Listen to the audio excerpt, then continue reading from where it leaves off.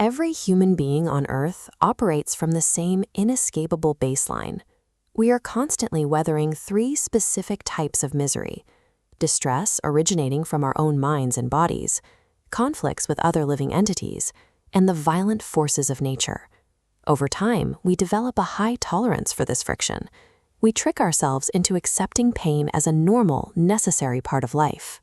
Ancient texts diagnose this specific blind spot as māyā, an illusion that obscures our constant state of distress. The trap relies on three gunas, or modes of material nature. Think of them as powerful ropes tightly binding us. We might feel in control, but these ropes constantly pull our consciousness toward goodness, passion, or ignorance. We are entirely bound. True intelligence only awakens when an individual stops tolerating this baseline. It requires pausing to ask a very specific, pivotal question. Why am I suffering? This question marks a fork in the road. Depending on how an individual attempts to solve that suffering, they embark on one of two trajectories: one that seeks to manipulate the material world, and another that seeks to transcend it. The first path belongs to the Buddha, or the fool. This is the person who acknowledges their suffering and decides they can solve it through mundane material engineering. They pursue superficial progress to fix the pain. We build complex highway systems and mass-produce cars to solve the misery of distance, but we end up generating brand new miseries like air pollution and endless gridlock. We never fix the root problem. The ultimate paradox of this mindset is the atomic bomb. The highest achievement of advanced material intellect is simply a highly efficient method for killing.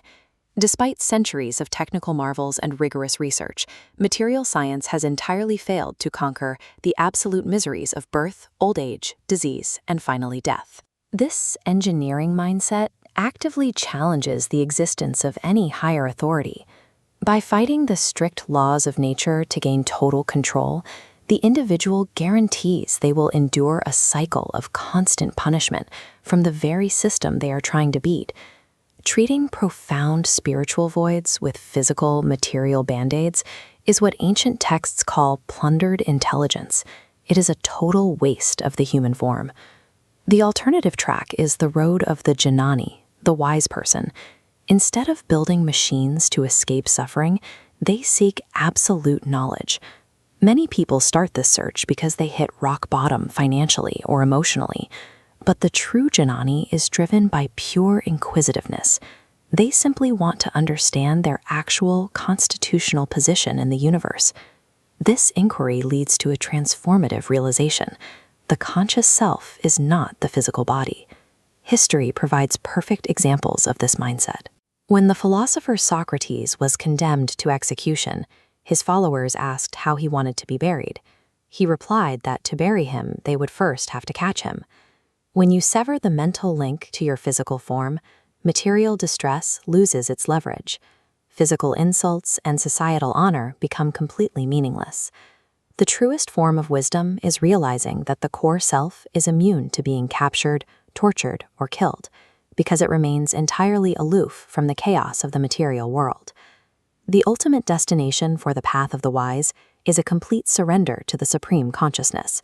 But people frequently confuse spiritual surrender with tribalism. Iconoclasts mistakenly treat God as a localized physical mascot that belongs to their specific faction. We see the tragic results in religious riots.